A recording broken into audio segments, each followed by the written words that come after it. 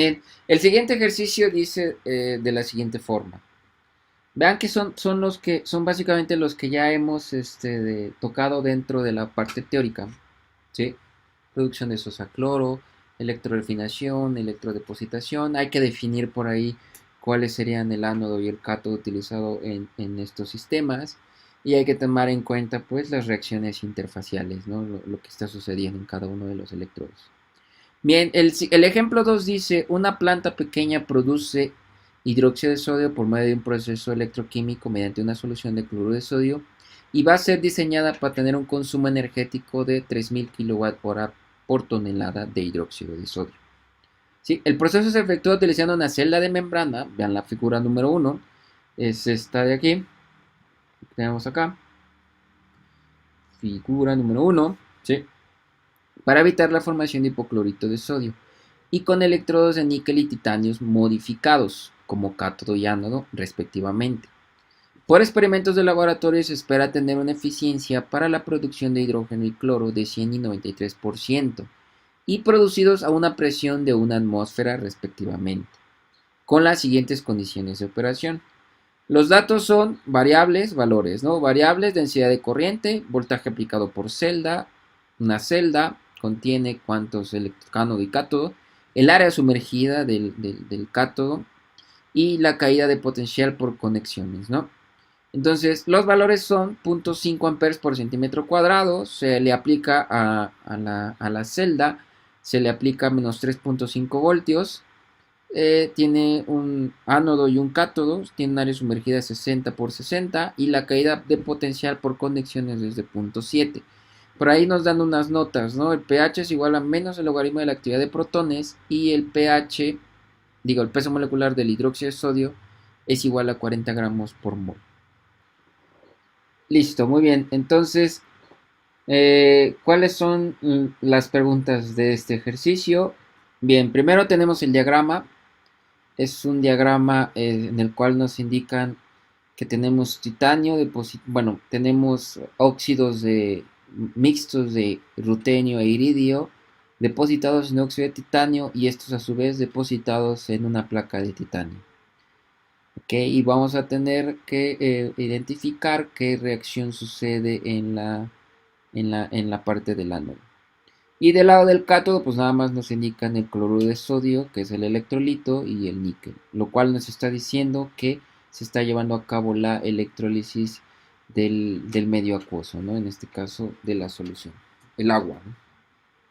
Bien, la primera pregunta dice, número de celdas en operación continua para cubrir el consumo energético y una producción de 1.5 toneladas de hidróxido de sodio en una jornada de 24 horas. El inciso B dice, calcula la producción de hidrógeno y cloro total de la planta en metros cúbicos. El siguiente es, inciso C, calcula el potencial de celda si el pH en el compartimiento del cátodo es de 13. Y el inciso D, en las condiciones de operación, determine cuál es el valor de la resistencia de la membrana. Bien, entonces, de acuerdo a nuestro ejercicio, nos están diciendo que los datos, ¿sí? Los datos son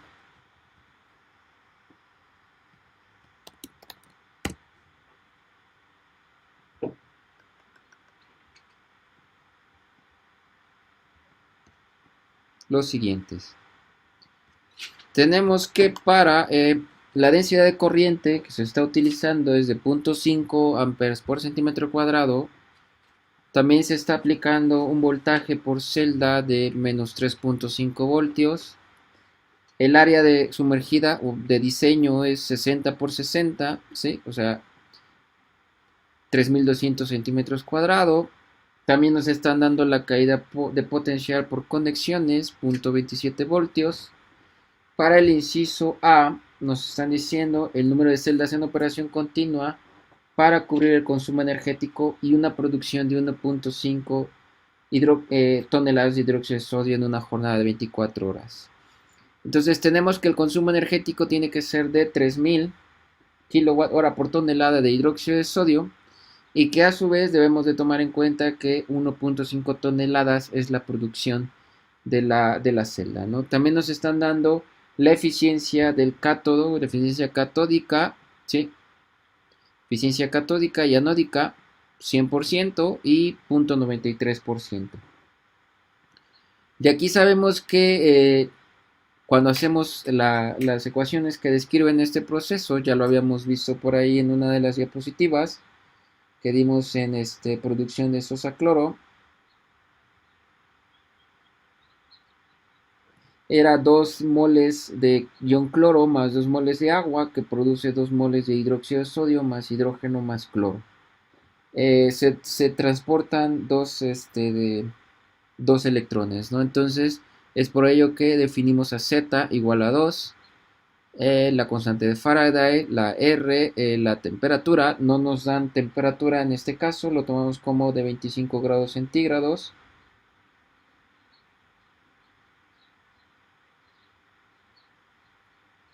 ¿Sí? Y la presión del hidrógeno es de 1, es así, del mismo valor para el del cloro. ¿Ok? Entonces, para el inciso A, pues voy a determinar primero la intensidad total. La intensidad total o la intensidad por este electrodo va a ser igual a la densidad de corriente por el área geométrica, ¿no? Y en este caso a mí me está dando de 1.8 por 10 a la 3, voy a aumentar la definición, 1800 amperes. Verifiquen por favor si es exactamente lo que les da también a ustedes.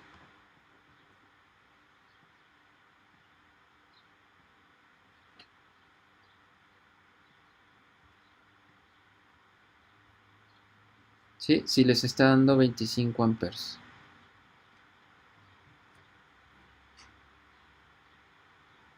Bien, entonces ya tengo cuál es la intensidad que pasa a través de cada electrodo en el tanque. Bien, entonces procedo a continuar. Tengo que, por definición, que la potencia por tanque, ¿sí? La potencia por tanque es esta intensidad que acabo de calcular, multiplicada por el potencial aplicado y por 24 horas, ¿no? Porque nos está diciendo que el inciso A en una jornada de 24 horas. ¿Sí? Lo divido entre 1000 para que sea kilowatt-hora, ¿ok? Entonces, de aquí, esto también por definición sé que la masa de hidróxido de sodio debe de ser igual a el peso por la potencia por tanque, que es lo que acabamos de hacer en el ejercicio anterior, dividida entre el consumo energético, ¿no? Este consumo energético, si lo multiplico, en este caso, perdón, si divido la potencia por tanque entre el consumo energético, me va a dar el hidróxido de sodio que se produce por tanque. ¿Ok? De la misma manera, ¿no? Es dividir potencia por tanque entre el peso que produce cada tanque, me daría el consumo energético, ¿no? Entonces, por celda yo estoy produciendo 0.05 toneladas de hidróxido de sodio. ¿Es correcto? A todos les da de 0.05 toneladas. ¿Sí? Todos vamos en ese bien. Hasta aquí vamos bien en este cálculo. 0.05 toneladas, ¿no? Este dato que tengo aquí al lado, ese dato ya me lo da el ejercicio. La producción total de la planta debe ser de 1.5 toneladas, ¿sí? Producción total, voy a ponerle aquí.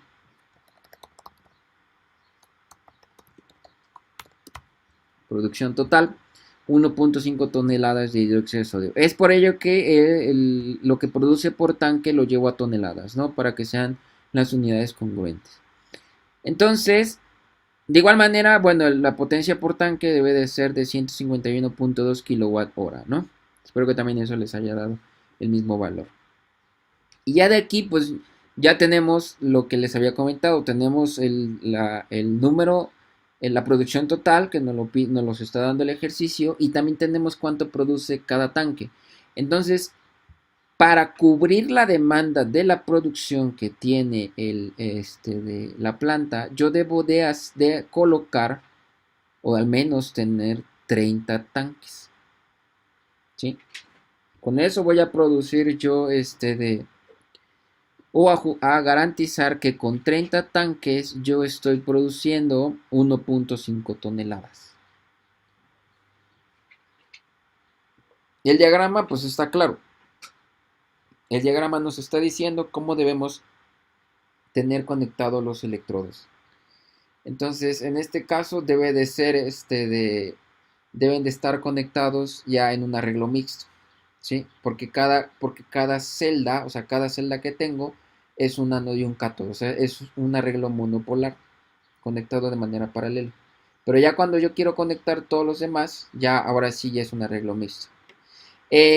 ¿Cómo calculamos el peso total? No, ese ya no los está dando el problema. En el inciso A nos decían número de celdas en operación continua para cubrir el consumo energético y una producción de 1.5 toneladas. Por eso recalqué aquí, esto de aquí es producción total. ¿Sí?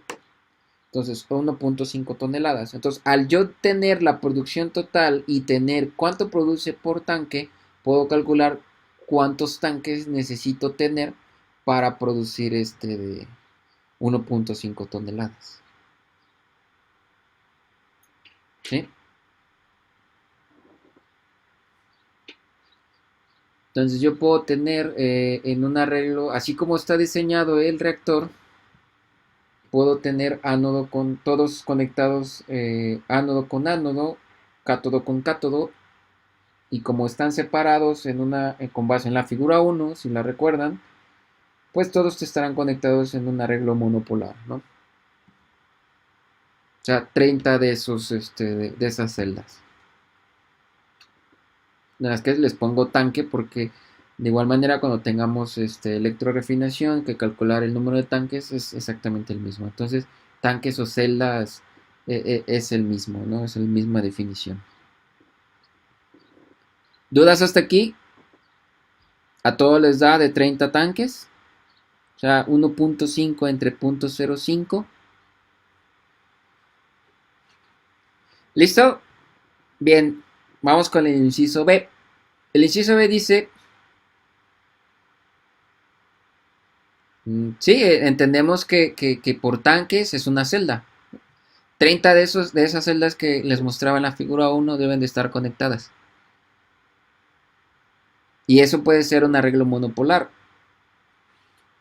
Todos los ánodos conectados en el mismo conector, en el mismo cable, y todos los cátodos en el mismo cable, ¿no? O sea, un arreglo monopolar, a pesar de que son son un solo tanque, nada más tiene un ánodo y un cátodo, ¿sí? Entonces, dada la ventaja de ese diseño, yo puedo tener estos tanques todos conectados uno detrás de otro, pero en un arreglo monopolar, o sea que solamente ánodos sean ánodos, o sea, la conexión ánodo el ánodo vaya directamente a la parte de positiva de la conexión y el cátodo de la misma manera, o sea, todos conectados en su respectiva polaridad, ¿sí? Son 30 de estas celdas, ¿no? Les digo, les vuelvo a recordar, les puse el número de tanques porque también se refiere a procesos industriales donde hacemos la electrodepositación. O sea, celda, tanque es exactamente lo mismo. Bien, el inciso B pues, nos dice calcular la producción de hidrógeno y cloro total de la planta en metros cúbicos. Entonces nosotros ya teníamos predefinido del inciso A 24 horas. Entonces el tiempo ahora sí lo coloco en segundos, ¿no? 24 horas van a ser 86.400 segundos. Hagan el cálculo. A ver si no me equivoqué yo. 24 horas a segundos.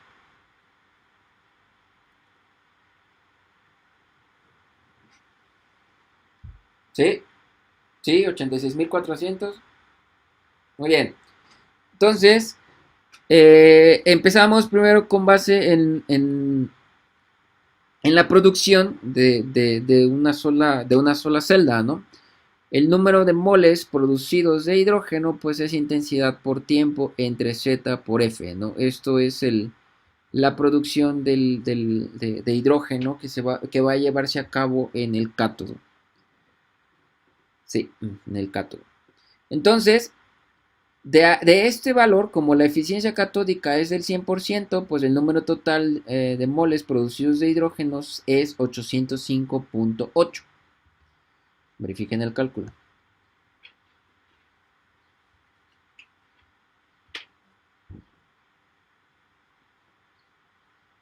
Intensidad, ya lo tenemos, es esta de acá, ¿sí? Es esta intensidad, 1800 amperes, ¿sí? El tiempo, pues ya lo pasamos, de 24 horas a segundos. Z, sabemos que son 2 electrones, incluso no en la transferencia total, sino más bien en la producción de hidrógeno de la ley de Faraday, ¿no? Para tomar en cuenta la ley de Faraday. Ok, a mí me da 805.8. ¿Quién más ya confirmó? Gabriela y Fernanda ya acaban de decir que sí es correcto. ¿Sí? Muy bien. Ahora vamos a calcular el volumen de hidrógeno que se produce en una sola celda, ¿ok? Para calcular el volumen de hidrógeno hay que tomar en cuenta la ley de los gases ideales y además de que la presión que se está dando es de una atmósfera. La R que voy a utilizar para calcular esto es de 0.082, la cual me va a dar en litros, ¿sí?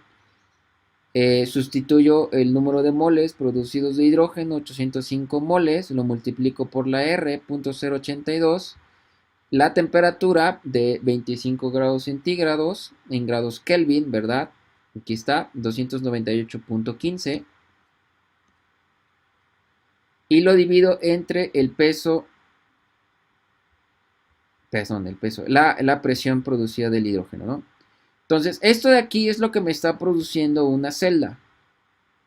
Hay que tomar en cuenta cuántas celdas o cuántos tanques tengo.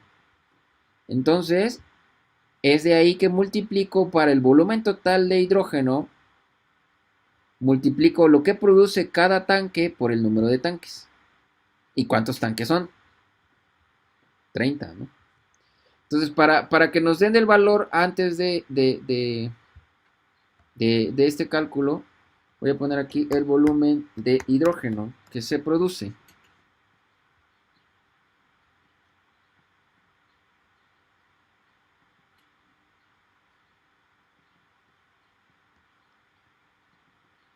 Ok, a mí me da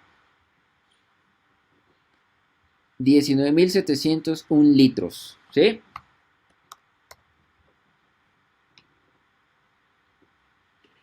Bueno, Christopher dice que sí le da lo mismo, me imagino que el total, apenas acabo de darle el valor de lo que produce una sola celda. Al multiplicar este 19.701 por 30 tanques, ahora lo divido entre 1000 porque lo tengo que pasar de litros a metros cúbicos.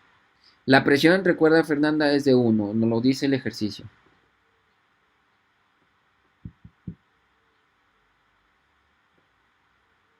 ¿Sí? Todo se vuelve muy fácil cuando nos dan una presión de 1, ¿eh?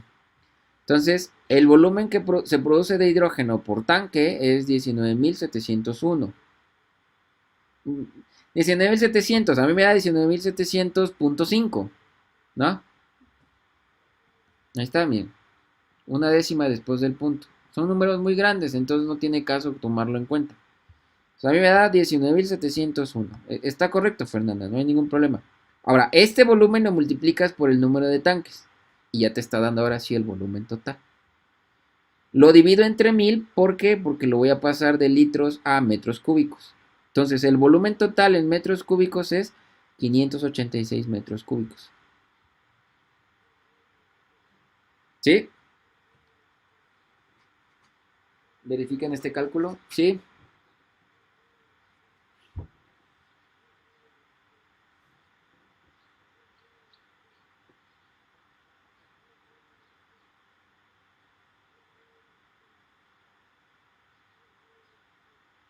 Sí, a todos les da 586 metros cúbicos.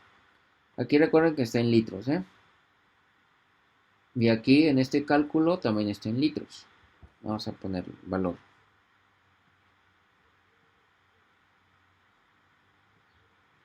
El volumen total de hidrógeno en litros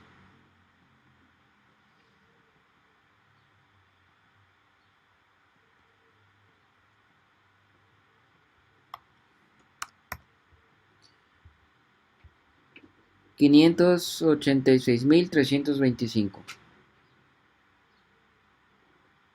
F1 es la constante de Faraday. Yo lo defino aquí F1 porque si le pongo F solo, el programa me da un error diciendo que eso ya está definido. ¿Sí? Ok, entonces F1 son los valores habituales de la constante de Faraday. ¿Ok? Entonces a todos les da de 586 metros cúbicos.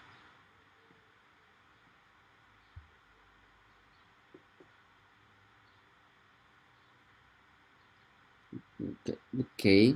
Punto 082. A ver. 591.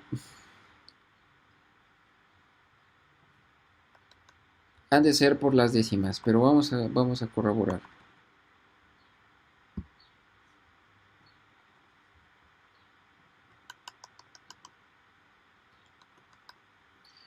Vamos a suponer que voy a multiplicar 19.701 por 30 tanques, ¿no?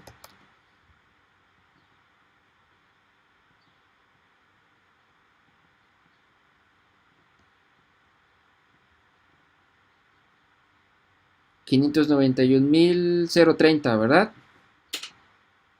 Sí, exacto. Aquí está. Estas son las décimas. Sí, si yo le pongo, como lo he dicho por ahí, creo que Fernanda, pues ya me da 591, o sea, 19.700 por 30, 591. Y eso lo divido entre 1000 y ya me da de 591, que es lo que les está dando a ustedes, ¿ok? Son las décimas. Dentro de este mismo inciso nos falta calcular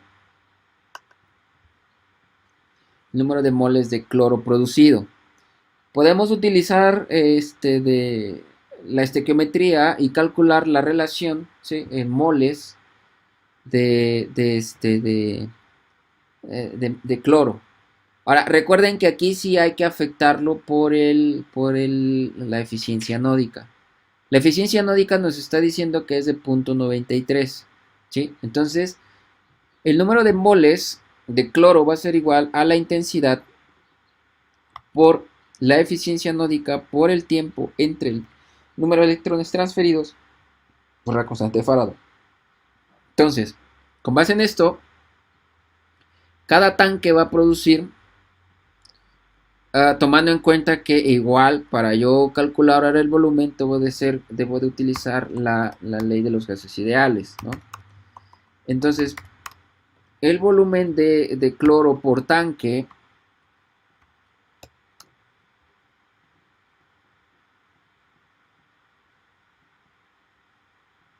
es de aproximadamente, ya tomando en cuenta la eficiencia de carga, 18.321 litros. ¿Sí? A todos les da.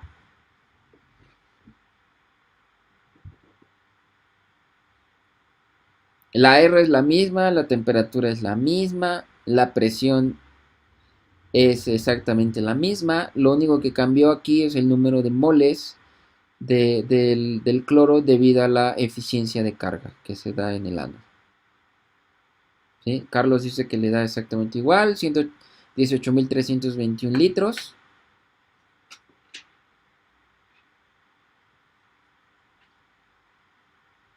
¿Sí?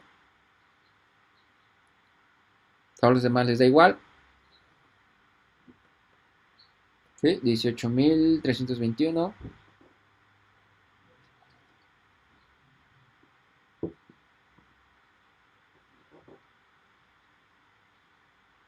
Claro, Rodrigo. Si el cloro es el que, de acuerdo al diagrama, estamos pasando de cloro iónico a cloro gaseoso.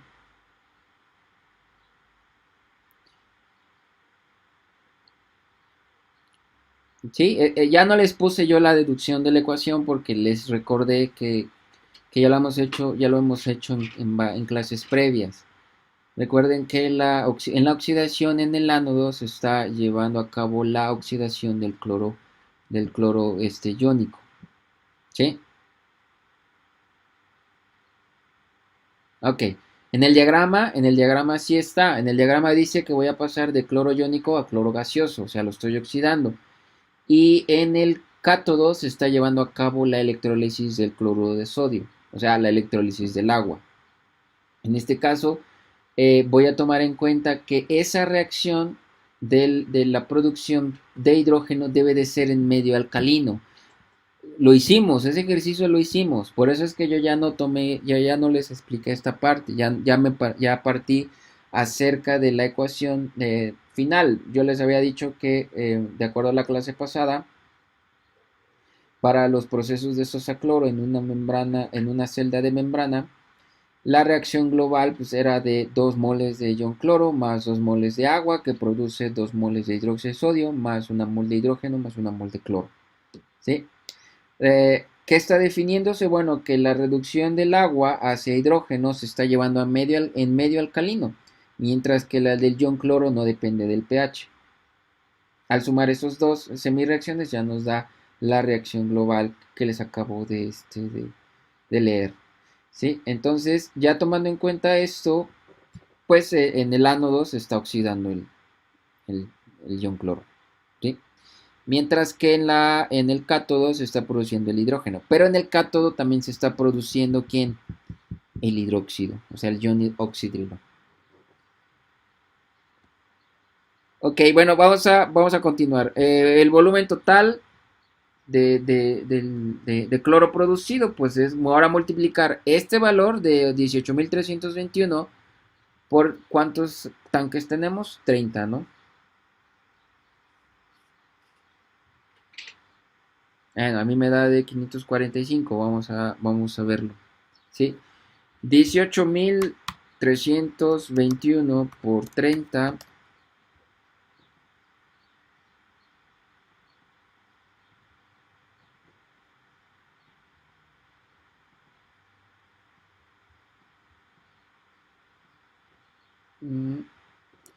Ok, este valor debe de dar de 549.630, este de aquí, ¿sí? Sí. Y después, al dividirlo entre 1000, porque es pasar de litros a metros cúbicos, debería de dar 549.6, no, 550. Ahora, a mí me da así porque MATCAD está utilizando más dígitos, ¿sí? Así que no hay problema. Igual puedo poner aquí el valor, cuál es el valor que le da MATCAD.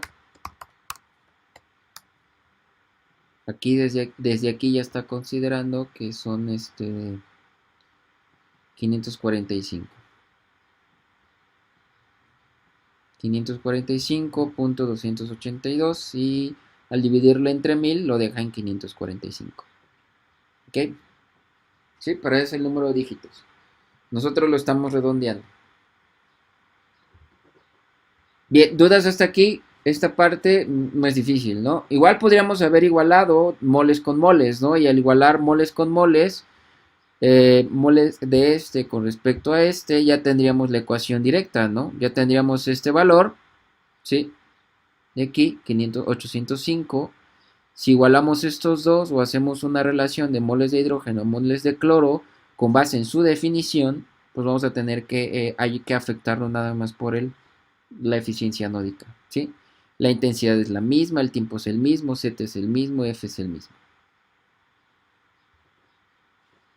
¿sí?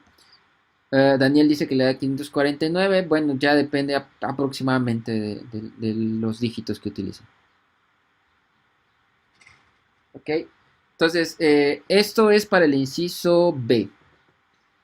Calcular la producción de hidrógeno y cloro total de la planta en metros cúbicos. Entonces, esta es la producción total, ¿sí? Ya tomando en cuenta el número de tanques que necesito para la producción global, ahora sí voy a saber cuánto voy a producir de hidrógeno y cuánto voy a producir de cloro, de gas cloro. ¿Ok? Ahora pasamos al inciso C. El inciso C dice, calcula el potencial de celda si el pH en el compartimento del cátodo es de 13 el pH, ¿no? El pH del compartimento es del 13. Aquí sí voy a utilizar la pizarra para decir por qué llegué a esa ecuación que está ahí. Bien, primero vamos a considerar que hay que definir la ecuación la ecuación de Nernst para el potencial de celda, ¿cierto? Nuestro potencial de celda debe de ser igual al potencial estándar, ahorita se los comparto, menos RT entre Z por F por el logaritmo natural de la constante de equilibrio. ¿Sí? Hasta ahí. De acuerdo con nuestra reacción global, voy a ponerle reacción global. Acá está. De acuerdo a nuestra reacción global, tenemos 2 moles de ion cloro, 2 moles de agua, que da igual a 2 moles de hidróxido de sodio más una de hidrógeno más una de ion cloro. Eso es lo que nos está definiendo nuestra ecuación de nuestra reacción global y el proceso de sosa cloro, ¿no? Entonces, para la constante de equilibrio, yo voy a definir que, principio, tengo que, del lado de los productos, voy a tener fugacidad de hidrógeno,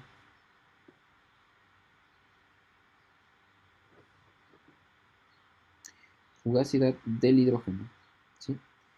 Por la fugacidad del ion cloro, por la actividad de los protones, dividido todo esto entre, elevado al cuadrado, evidentemente, dividido todo esto entre 2, la actividad del ion cloro, elevado al cuadrado, por la actividad del agua, elevado al cuadrado. ¿Sí? La fugacidad del hidrógeno y del cloro sabemos que es de 1, entonces esto se reduce a tener actividad de protones elevado al cuadrado entre la actividad del ion cloro elevado al cuadrado. ¿Por qué quité la del agua? Porque también la podemos tomar igual a 1. ¿Sí? Entonces, básicamente, el que me está afectando dentro de este cálculo y que necesito saber es la actividad del OH dividida entre la actividad del ion cloro elevado todo al cuadrado. ¿Sí? Bien. Lo interesante de este ejercicio y la aproximación que estoy haciendo es válida, a menos de que midamos la concentración de los OHs directamente. ¿Sí? Es que el ejercicio me está indicando que el pH es igual a 13. ¿Sí? Y por ahí hay una nota, pH es igual a menos, de hecho eso ya lo sabemos, menos el logaritmo de la actividad de los protones, ¿verdad? Entonces, tomando como base esta definición, yo sé que pH más pOH debe de ser aproximadamente igual a 14, ¿verdad? Entonces, si el pH es de 13, ¿sí? pH es de 13 más pOH, esto es igual a 14, entonces el pOH es igual a 1, ¿verdad?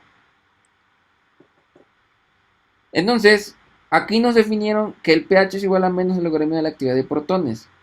Por lo tanto, el pOH a que es igual a menos el logaritmo de la actividad de los OHs.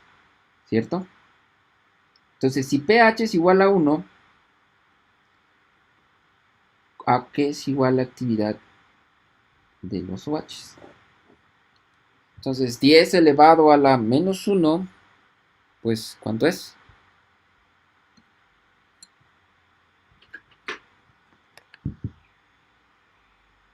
Punto 1, ¿no?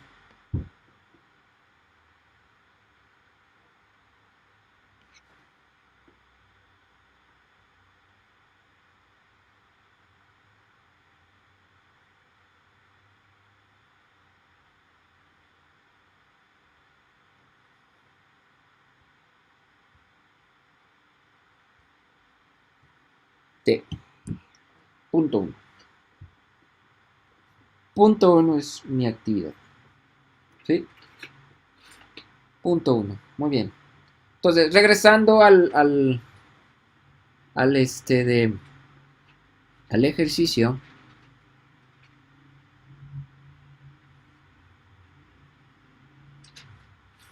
Entonces, yo tengo que mi actividad, ¿sí?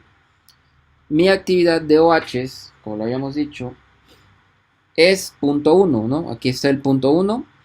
¿Y cuánto es la actividad que nos dan en el ejercicio? La actividad del ion cloro es de punto 5. Entonces sustituyo también aquí punto 5. Ya calculé el potencial estándar. El potencial estándar era de menos 2.1863. Esto ya lo saben ustedes de la primera parte del curso. El potencial del cátodo menos el potencial del ánodo. ¿Sí? Tomando en cuenta estas semireacciones y la reacción global, pues el potencial de celda es de menos 2.1863. Entonces ya tengo aquí el potencial. ¿Sí? Entonces, este de aquí, al sustituir potencial estándar de menos 2.1863, esta R es de 8.314, temperatura de 298.15, el número de electrones totales transferidos y la constante de Faraday. A mí me da de menos 2.145 voltios. Menos 2.145 menos 2.14 voltios. Entonces ya tenemos el inciso C. ¿Sí? Tomando como base que pH más pH es igual a 14. ¿Ok? Entonces nos dan el pH del compartimento en el cátodo y ya podemos calcular cuál sería el potencial de celda. Ahora pasamos al inciso C, el inciso D. El inciso D sí está un poquito más laborioso. Está interesante desde el punto de vista de la ingeniería, pero sí está un poquito, hay que pensarlo un poco más, nada más. En las condiciones de operación determine cuál es el valor de la resistencia a la membrana. Miren, la membrana la podemos calcular siempre y cuando hagamos un ejercicio aparte, y eso es tomar en cuenta la conductividad. Hay que calcularlo entre dos puntos, ¿no? Como lo hacíamos con base en la definición de conductividad de un punto a otro. Ánodo o cátodo es exactamente lo mismo. Hay dos puntos, entonces podemos medir la conductividad de la solución. Pero en este caso tenemos una membrana y la membrana es sólida, ¿no? Una parte, un aditamento de la celda que es sólido, pero que a su vez está funcionando como un electrolito. O sea, es un electrolito sólido, capaz de transferir iones para poder llevar a cabo los procesos interfaciales o los procesos de reacción en la superficie de los electrodos. Entonces hay que acordarnos de cómo definimos el voltaje total aplicado, porque ¿cuál es el valor que nos están dando? El único valor que nos están dando real es el voltaje aplicado por celda, y ese voltaje aplicado por celda es de menos 3.5 voltios. Si ustedes se acuerdan cómo definimos el voltaje de celda va a ser igual al potencial de celda, ¿sí? No nos están diciendo nada de la sobretensión anódica, ni la sobretensión catódica, y sí nos están dando la resistencia por conexiones. También fue otro valor que nos están haciendo dar, ¿sí? El valor por conexiones, el voltaje por conexiones es de 0.27 voltios. Entonces, la definición de voltaje para voltaje total aplicado al sistema es potencial de celda, o sea, la potencia de celda, que la acabamos de calcular en el inciso C. No nos dan nada de la sobretensión anódica ni la sobretensión catódica, pero sí nos dan la resistencia a la solución. Entonces, el único factor que nos queda es la resistencia de la solución, o sea, la resistencia de la membrana. ¿Queda claro eso? Como no hay un medio líquido, es una membrana, ¿sí? El contacto se da de ánodo a cátodo por medio de la membrana, ¿sí? Entonces, la resistencia a considerar en la solución no es del electrolito de cloruro de sodio, es de la membrana, porque es donde se están tocando ánodo y cátodo. Sí, porque, fíjense, aquí está la figura, ¿no? La que está palomeado. Entre el ánodo y el cátodo, hay una membrana, ¿sí?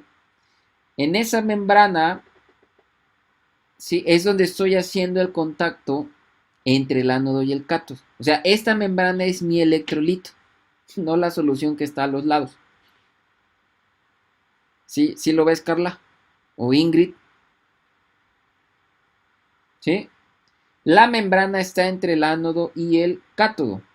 Entonces, el voltaje aplicado va a ser llevado a cabo efectivamente, entre el ánodo y el cátodo, pero en medio de entre el ánodo y el cátodo no hay un medio líquido, está la membrana. ¿Ok?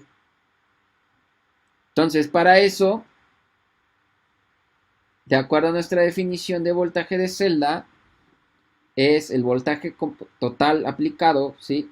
Va a ser igual al potencial de celda, que es de la ecuación de Nernst. No nos dicen nada de no nos dicen nada de las sobretensiones, o sea, estos dos no hay valor para este cálculo.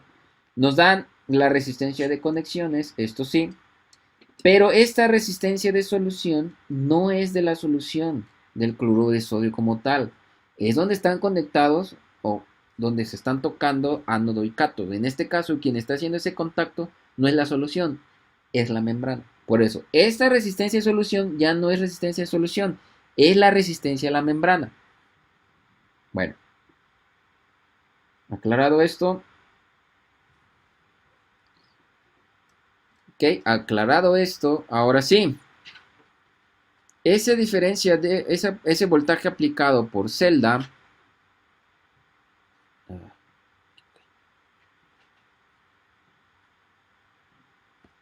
Ese voltaje aplicado por celda, ¿a qué es igual? El voltaje aplicado por celda va a ser igual a el potencial de celda más la resistencia por conexiones, menos la resistencia por conexiones, menos la intensidad por la resistencia a la membrana. Y entonces de ahí de donde yo despejo. La resistencia a la membrana va a ser igual al potencial aplicado menos el potencial de celda más el potencial por conexiones, todo esto dividido entre la intensidad que estoy aplicando entre ánodo y cátodo. ¿Y cuál es esa intensidad? 1800 amperes. ¿Sí? Entonces de aquí despejo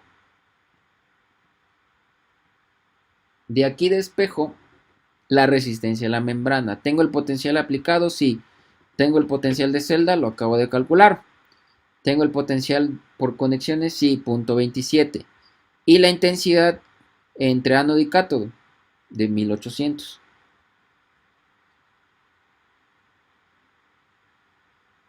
Es similar, es muy similar. Lo que pasa es que puede ser una membrana. Recuerden que en este caso, como el medio se está llevando en medio acuoso, la membrana tiene que ser capaz de transportar de OHs. Sí, para que pueda pasar una respecto a la otra. De acuerdo al diseño, puede ser una membrana de intercambio aniónico.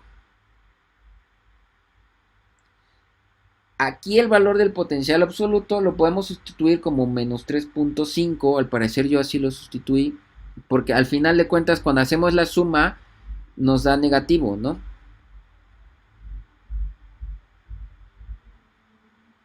El potencial aplicado es menos 3.5 voltios. ¿Sí? Exactamente, esa ecuación es del despeje del voltaje total del sistema. ¿Sí? Aquí tomo en cuenta la definición, no lo tomo como valor absoluto. ¿Ok? Este potencial aplicado va a ser igual a ¿qué? Va a ser igual al potencial de celda menos la intensidad por la resistencia a la membrana menos las conexiones, ¿no? ¿Sí queda claro? Potencial aplicado es igual a potencial de celda menos las sobretensiones menos la intensidad por la resistencia de la membrana menos la intensidad por la resistencia de las conexiones. La intensidad por resistencia de conexiones ya nos dan el valor en voltaje, nos dicen que es de 0.27. ¿Sí? Entonces, sustituyo, despejo la resistencia a la membrana del voltaje total y ahora sí, no, potencial aplicado menos resistencia de la celda, potencial de celda, perdón, más potencial por conexiones, dividido todo esto entre la intensidad de la resistencia a la membrana. Tiene el signo negativo porque evidentemente estoy tomando en cuenta la definición de la ecuación como tal. Y bueno, haciendo el cálculo tal cual, la resistencia a la membrana multiplicada por 1000 me va a dar de 0.603 miliohms. Por eso les decía, este inciso parece que está muy complicado, no nos dan datos de nada, no nos dicen cuál es la distancia de electrodo a electrodo, no nos dicen, tal vez nos dan el área. Bien, o sea, si nos vamos por el lado habitual de para calcular la resistencia de una solución, necesitamos tener la distancia electrodo a electrodo, ¿sí? La resistencia, que es la que calculamos, tendríamos que saber la conductividad de la membrana y con base en esa conductividad de membrana y la distancia entre ánodo y cátodo y el área de contacto entre el ánodo y el cátodo, podríamos deducir la resistencia a la solución o la resistencia a la membrana en este caso. Pero pues nos están dando el voltaje total del sistema, el cual se le aplica. Ya calculamos el potencial de celda con base en la ecuación de Nernst. No nos dicen nada sobre las sobretensiones. Igual nos pudieron haber dado el valor. Pero pues son datos que podemos extraer, ¿no? Y la resistencia de las conexiones, no nos dan las resistencias de las conexiones, pero sí nos dan el voltaje por conexiones. Y bueno, pues solamente nos queda la intensidad por la resistencia a la membrana. Entonces, no es tan problemático este cálculo. Nada más hay que pensarle un poquito. El otro camino no lo tenemos, entonces hay que deducir de dónde lo podemos sacar. Y la deducción es utilizando el voltaje total del sistema.